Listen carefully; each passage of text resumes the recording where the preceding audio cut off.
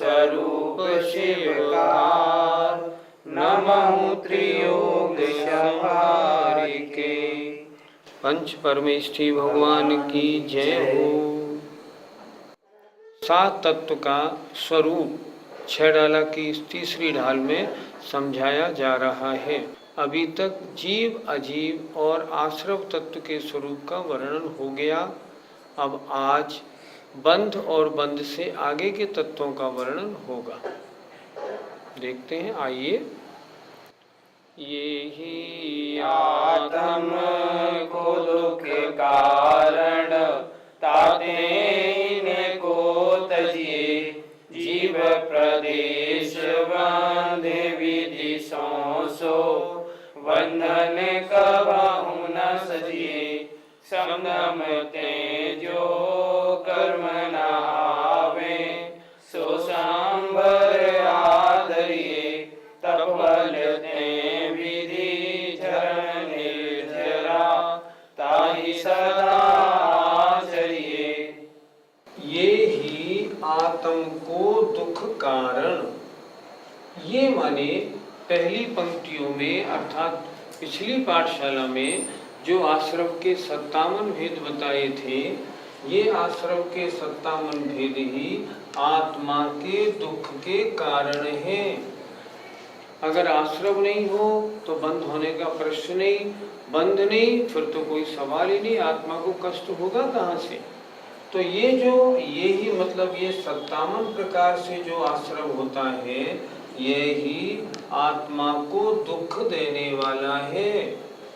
ताते इसलिए इनको मतलब आश्रम को तजिए, छोड़िए, अर्थात अपनी आत्मा का परिणमन मिथ्यात्व, अवृत्ति, प्रमाद, कषाय और योग रूप जितना ना हो उतना अच्छा है। फिर एक बार देखें, ये आश्रम जो पिछले बताए थे, यही आत्मा को दुख के कारण है, इसलिए इनको छोड़ना चाहिए, तजिए। अब बंध तत्व का निरूपण। जीव प्रदेश बंधे विधि सो, अर्थात जीव के प्रदेश जो विधि माने कर्म से बंधते हैं, एक में खो जाते हैं, सो बंधन वह बंध है। आश्रम माने कर्मों का आना और बंध माने आत्म प्रदेश होगा और कर्मों का एक में खो जाना, पानी की तरह, उसे कहते हैं बंध। फिर देखें, जीव प्रदेशों का कर्मों से जो बंधना है वह बंध है। कबहु न सजिए, ये कभी भी इस रूप परिणमन नहीं करो, अर्थात ये कभी अच्छा नहीं माना जाएगा। आश्रम और बंध दोनों हे तत्व हैं, इस रूप कभी परिणमन नहीं होना चाहिए। बंध तत्व का वर्णन हो गया। आश्रम में कर्मों का आना और बंध में कर्म और आश्रम का एक में खो जाना। अब आते हैं संवर। शम माने शमन, किसका? कषायों का। दम माने दमन, किसका? 5 इंद्रिय और मन का। कर्मों के आश्रम में सबसे ज्यादा कारण है 5 इंद्रियां और दूसरी बात 4 कषाय। तो 4 कषायों का तो हम समन करें, 5 इंद्रिय और मन का हम दमन करें, तो क्या होगा? कर्म नहीं आएंगे। तो यह क्या कह रहे हैं? कषायों का समन करने से, 5 इंद्रिय और मन की दमन करने से जो कर्म नहीं आते हैं, कर्मों का जो आना रुक जाता है, उसका नाम संवर है। आदरिए, उसका आदर करो, अर्थात संवर रूप परिणामों को बनाओ। जितना संवर अधिक हो उतना लाभकारी है, इसलिए इस संवर का आदर करना चाहिए। फिर एक बार देखें, कषायों के समन से, 5 इंद्रिय और मन का दमन करने से जो कर्म नहीं आते हैं, कर्मों का आना रुक जाता है उसका नाम संवर है, और उस संवर का सदैव आदर करना चाहिए, अर्थात संवर के कारणों में लगना चाहिए। ये संवर तत्व का वर्णन हुआ। अब निर्जरा, तप बल ते मतलब तप के द्वारा, तप के बल से, विधि माने कर्मों का जो झड़ना है, झड़ना माने आत्मा से अलग होना है, उसे कहते हैं निर्जरा। ताहि उसका सदा आचरण करना चाहिए। फिर देखें एक बार, तप के बल से जो कर्मों का झड़ना है, अर्थात कर्मों का आत्मा से अलग होना है, उसे निर्जरा कहते हैं। ताहि वो निर्जरा आत्मा के हित में कारण है, इसलिए उस निर्जरा का सदा आचरण करना चाहिए, अर्थात अपनी प्रवृत्ति तप रूप हमेशा बनानी चाहिए। इसमें आज आश्रव बंध संवर निर्जरा 4 तत्वों का वर्णन हुआ। पहली पंक्ति में क्या कह रहे हैं? आश्रव जो है ना, कर्मों का आना, ये आत्मा को दुख का कारण है, इसलिए इसको छोड़ना चाहिए। दूसरी पंक्ति में कह रहे हैं जीव प्रदेशों का, आत्म प्रदेशों का कर्मों के साथ जो दूध पानी की तरह एक मेघ हो जाना है, उसका नाम बंध है। इस रूप कभी परिणमन न करो। तीसरा, ये भी हे हो गए दोनों, आश्रव और बंध हे तत्व हैं, छोड़ने योग्य। अब आया संवर, अर्थात कषायों के समन से और इंद्रियों के दमन से कर्मों का आना रुक जाना, वह संवर है, आदरणीय, ये उपादेय है। इस रूप परिणमन बनाना चाहिए ताकि कर्मों का आना रुके। कर्मों का आना आत्मा के लिए हितकारी है, और तप के द्वारा, तप के बल से कर्मों का आत्मा से एक देश झड़ जाना, इसका नाम निर्जरा है। निर्जरा आत्मा में जो कर्म लगे हैं उनका तप के द्वारा एक देश झड़ाना, उसका सदा आचरण करना चाहिए, अर्थात निर्जरा और संवर ये दोनों उपादेय तत्व हैं। इस रूप निरंतर परिणमन करना चाहिए ताकि कर्मों का आना रुके, संवर, और जो कर्म आत्मा के साथ लगे हुए हैं वो एक देश झड़ते जाएं। ये दोनों आत्मा के हितकारी हैं, इसलिए ये दोनों उपादेय तत्व हैं। पंडित जी, आपने आश्रव के 57 भेद बताए जिससे हम बच सकते हैं, परंतु बंध से कैसे बचें, इसके बारे में भी बताइए। जो आश्रव के कारण है वो ही बंध के कारण है। सूत्र देखो, मिथ्या दर्शना विरति प्रमाद कषाय योगा बंध हेतुवा। आत्मा के परिणाम मिथ्यात्व, वृत्ति, प्रमाद, कषाय और योग रूप होते हैं, तो उन एक परिणामों से 2 कार्य होते हैं। कर्म, कार्बण वर्गणाएं कर्म रूप परिणमन भी करती हैं, और परिणमन के साथ साथ उसी समय में उनमें 4 प्रकार का बंध भी पड़ जाता है। ये एक ही समय के कार्य हैं। इन दोनों में आत्मा के एक ही परिणाम कारण होते हैं। ऐसा नहीं होता जो आश्रव पहले समय में हो और बंध दूसरे समय में। जिस समय में आश्रव है उसी समय में बंध है, इसलिए एक परिणाम दोनों में कारण होते हैं। हम क्या करें? जो आश्रव के 57 कारण बताए हैं उनसे हम बचेंगे तो आश्रव नहीं होगा, तो आश्रव नहीं होगा तो बंध भी नहीं होगा, और आश्रव होगा तो बंध होगा ही। इसलिए दोनों के कारण एक है। संवर करने के लिए हमें क्या करना चाहिए? संवर आश्रव का रुकना। संवर करने के लिए आश्रव के कारणों में रुकावट डालनी चाहिए। जैसे मन वचन काय की क्रिया से आश्रव होता है, हमें मन वचन काय की क्रिया कम करनी चाहिए। जैसे मान लो खेल कूद में आश्रव ज़्यादा और हम सामायिक कर रहे हैं, इससे रोके तो आश्रव कम। तो पहली बात, मन वचन काय की क्रिया को हम घटाएं। दूसरी बात, अगर संवर करना चाहते हैं तो आश्रव के कारणों को हटाएं। जैसे आश्रव होता है मिथ्यात्व के कारण। अगर सम्यक दर्शन प्राप्त कर लेंगे तो आश्रव, मिथ्यात्व के कारण होने वाला आश्रव रुक जाएगा। अवृत्ति के कारण जो आश्रव हो रहा है, अगर वो आश्रव आपको रोकना है तो क्या करें? व्रतों को धारण करें। अगर व्रतों को धारण करेंगे तो अवृत्ति के कारण होने वाला आश्रव रुक जाएगा।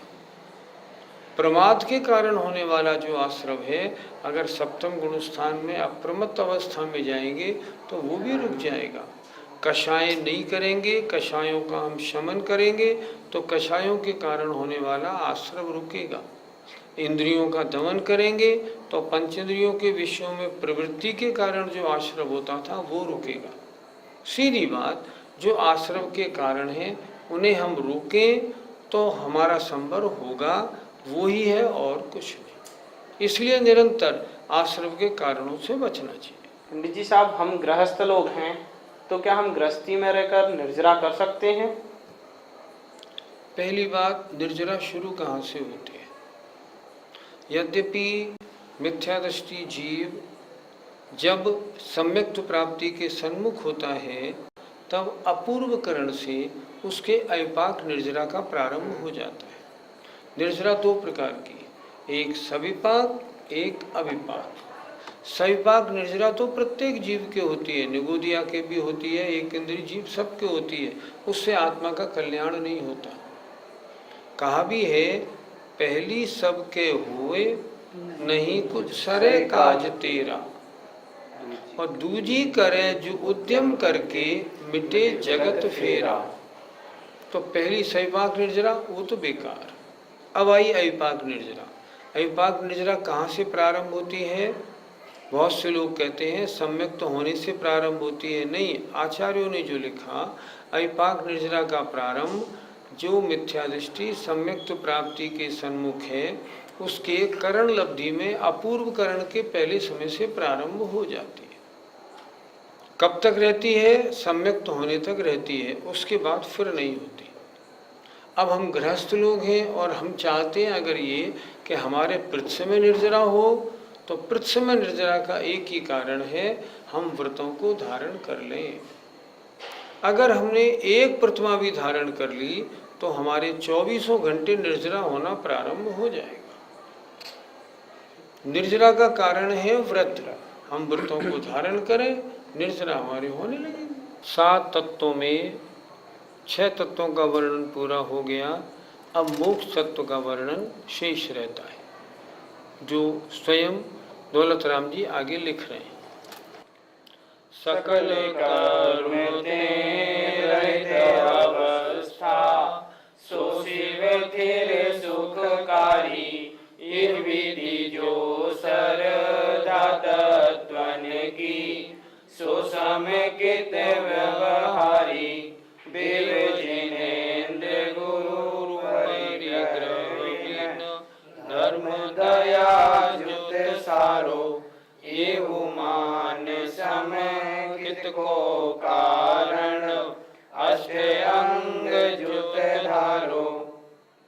सकल कर्म ते, सकल माने संपूर्ण कर्मों से, अर्थात ज्ञानावरण, दर्शनावरण, वेदनी, मोहनी, आयु, नाम, गोत्र और अंतराय, इन 8 कर्मों से रहित जो अवस्था है सो शिव वह मोक्ष है। और थिर माने हमेशा सुखकारी, सुख करने वाली है। एक बार मोक्ष प्राप्त हो जाए अब उसमें कोई डिस्टर्बेंस नहीं होता, अब तो अनंतानंत काल तक वह अवस्था रहेगी। इसलिए यहाँ शब्द दिया थिर। फिर देखें एक बार, सकल कर्म ते, ज्ञानावरणादि 8 कर्मों से रहित जो अवस्था है वह अवस्था मोक्ष है। और वो प्राप्त हो जाए तो थिर माने फिर हमेशा स्थिर रूप से सुख की करने वाली है। यह विधि इस प्रकार जो 7 तत्वों की श्रद्धा है सो माने वह व्यवहार सम्यक्त्व है। निश्चय सम्यक्त्व पहले बता दिया था। अपने आत्म स्वरूप को जानना, आत्म स्वरूप की श्रद्धा करना और आत्मा को आत्मा में लीन कर देना, ये निश्चय सम्यक दर्शन ज्ञान चारित्र था। अब ये व्यवहार सम्यक्त की बात हो रही है कि 7 तत्वों का यथार्थ श्रद्धान करना व्यवहार सम्यक दर्शन है। तो इन्होंने यहाँ तक मोक्ष तत्व को बता दिया और अब कह रहे हैं इस प्रकार जो तत्वों की श्रद्धा है, जो 7 तत्वों का यथार्थ विश्वास है, वह व्यवहार सम्यक दर्शन है। ये व्यवहार सम्यक दर्शन की परिभाषा है। इसके अलावा और भी परिभाषाएं व्यवहार सम्यक दर्शन की हैं, जैसे देव जिनेंद्र, जिनेंद्र भगवान, और गुरु परिग्रह बिन, परिग्रह से रहित गुरु, और दयामयी धर्म, ये सार हैं, अर्थात संसार में सबसे श्रेष्ठ है। अगर देवों में कोई देव है तो मात्र जिनेंद्र देव है, गुरु में कोई गुरु है तो परिग्रह रहित गुरु दिगंबर साधु मुनि महाराज, और दयायुक्त धर्म अर्थात धर्म वो जो दया से सहित हो, ये ही संसार में श्रेष्ठ है, इनसे अच्छा और कोई नहीं। जिनेंद्र भगवान सच्चे देव, उनसे और अच्छा कोई हो ही नहीं सकता। दिगंबर मुनि महाराज से और बड़ा गुरु कोई नहीं हो सकता, और दयामयी जो धर्म है, इससे और अच्छा धर्म कौन हो सकता है? कोई नहीं हो सकता। ये सार है। ये हूँ इनको भी समकित सम्यक्त्व का कारण मानो, ये भी सम्यक्त्व में कारण है। कौन? सच्चे देव, सच्चे गुरु और दयामयी धर्म, इन पर श्रद्धा बनाना ये भी सम्यक्त्व में कारण है।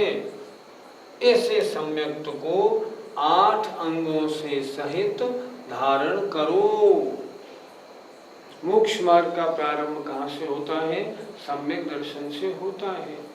अगर सम्यक दर्शन प्राप्त नहीं किया तो मोक्ष मार्ग प्रारंभ हो ही नहीं पाएगा, बात ही नहीं करे। इसलिए वो क्या करे हैं, इनको भी सम्यक्त्व का कारण मानकर 8 अंगों से सहित सम्यक दर्शन को हे भव्य जीव धारण करो।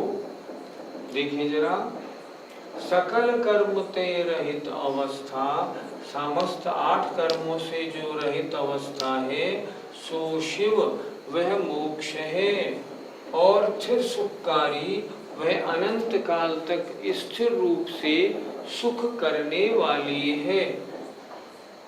इस प्रकार जो तत्वों की श्रद्धा है, जो 7 तत्वों का स्वरूप बताया गया, इस प्रकार जो तत्वों की श्रद्धा है वह व्यवहार सम्यक दर्शन है। व्यवहार सम्यक दर्शन जो निश्चय सम्यक दर्शन में कारण है। पहले यहीं से चलना पड़ेगा, पहले व्यवहार सम्यक दर्शन होगा, तब आगे निश्चय सम्यक दर्शन बनेगा। और व्यवहार सम्यक दर्शन कैसे होता है और परिभाषा क्या है?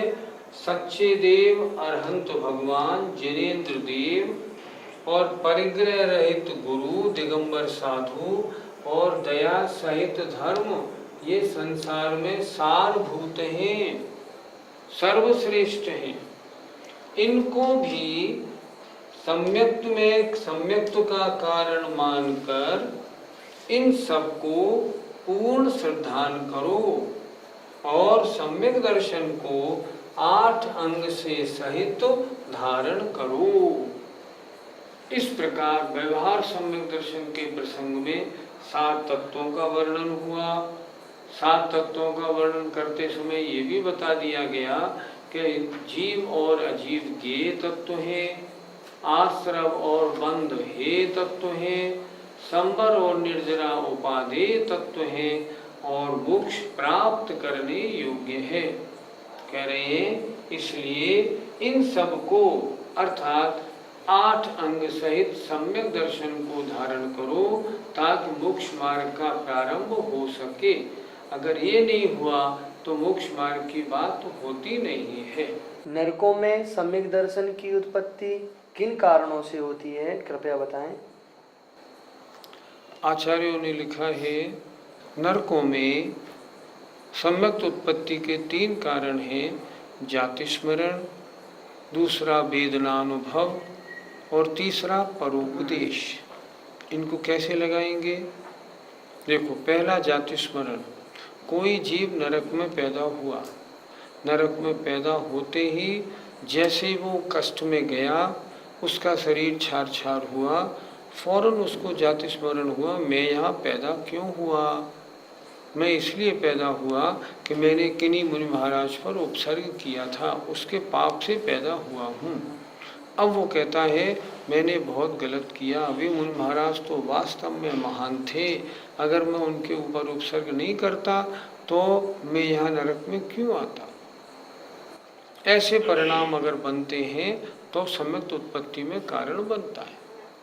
वेदना हुई, जैसे नरक में जाके गिरा, भयंकर वेदना में पड़ा, उस समय ऐसा चिंतन करे कि मुझे वेदना क्यों हुई, मैंने क्या गलत कार्य किया था, मेरी बहुत गलती हुई, धर्म तो जैन धर्म ही सच्चा है। और अगर मान लो तीसरे नरक तक, क्योंकि देवों का गमन तीसरे नरक तक है, तीसरे नरक तक के नारकियों को सम्यक दर्शन कैसे हो सकता है?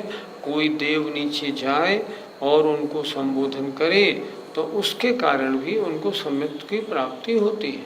हम इस जीवन, जो मनुष्य जीवन मिला है, इस जीवन में हमें सम्यक उत्पत्ति के लिए क्या क्या करना चाहिए? कारणों की चर्चा हुई है और विशेष तरह समझ लेते हैं। सबसे पहले हमको चाहिए हम शास्त्रों का अध्ययन करें और 7 तत्व का परिचय प्राप्त करें। परिचय प्राप्त करके उन 7 तत्वों का उन पर विश्वास करें। सच्चे देव, सच्चे शास्त्र, सच्चे गुरु का स्वरूप बहुत अच्छी तरह बता दिया गया।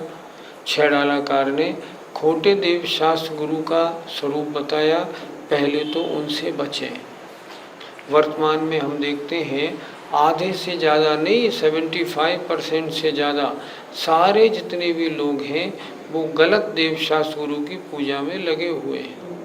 दक्षिण भारत जाना पड़ा, वहाँ तो देखना पड़ा सारे लोग देवी देवताओं की पूजा करते हैं। उन्हें सच्चे देव कौन है, किसकी पूजा करनी चाहिए, उसका विवेक ही नहीं, मालूम नहीं उन्हें क्यों नहीं ज्ञान वो प्राप्त करने का प्रयत्न करते हैं। मैं गया था, बहुत अफसोस होता है। सम्यक प्राप्ति करनी है, सबसे पहले सच्चे देव के स्वरूप का निर्णय करो। सच्चे गुरु को, कौन सा गुरु सच्चा है, सच्चे शास्त्र कौन से हैं, उनका निर्णय करके विश्वास करेंगे, तब हमें जो शास्त्र में लिखा हुआ होगा उस पर विश्वास होगा। पहले देव शास्त्र गुरु पर श्रद्धान करें, उसके बाद शास्त्रों में लिखे हुए 7 तत्व 9 पदार्थ हैं उनके ऊपर श्रद्धान करें। और श्रद्धान ऐसा नहीं जो कहने सुनने वाला, वास्तविक श्रद्धान करें, अपनी मान्यता उस रूप बना लें। जब हम इतना अच्छी तरह बनाएंगे हमको वेद विज्ञान होगा और निश्चित रूप से वे आत्मविशुद्धि के परिणाम अंतरंग में जो अनंतानुबंधी 4 दर्शन मोहनी की 3 प्रकृति हैं, इनका उपशम 6 उपशम में कारण बनेंगे, हमें सम्यक दर्शन की प्राप्ति होगी। मिथ्यादृष्टि जीव को सबसे पहले प्रथमोपशम या उपशम सम्यक दर्शन होता है। तो जब उपशम सम्यक दर्शन पहली बार होगा, इन्हीं कारणों से होगा। अपना सारा जीवन सच्चे देव शास्त्र गुरु की परीक्षा में, पहचान में, श्रद्धा में लगाएं। उसके बाद हम जिन शास्त्रों को पढ़ें और शास्त्रों के अनुसार अपनी बुद्धि बनाएंगे, श्रद्धान पक्का करेंगे, सम्यक की प्राप्ति अवश्य होगी। इतनी सुविधाएं तो हमें मिल गई, सब चीज़ मिल गई हमको, शरीर मिला, निरोगता मिली, धन संपत्ति, खाने पीने की व्यवस्था, समय, पढ़ाने वाले गुरु और सब मिल गए हमको। अब कसर किसकी है? कसर है अपने स्वयं के पुरुषार्थ की। अगर हम स्वयं अपना पुरुषार्थ योग कर जाएं तो निश्चित रूप से इस पर्याय में सम्यक प्राप्ति होगी। लेकिन ये बात ध्यान रखना, अगर इस पर्याय में सम्यक दर्शन प्राप्त नहीं किया तो अगली पर्याय कौन सी मिलेगी? जो सुविधाएं वर्तमान में मिली हैं ये कब मिलेंगी कि नहीं मिलेंगी, इसका कोई भरोसा नहीं। इसलिए इस पर्याय को सम्यक प्राप्ति में पूरे जोर से लगा देना चाहिए। बस ये इसका सारांश है। पाठशाला का समय हो गया। जय जिनेन्द्र। जय जिनेन्द्र।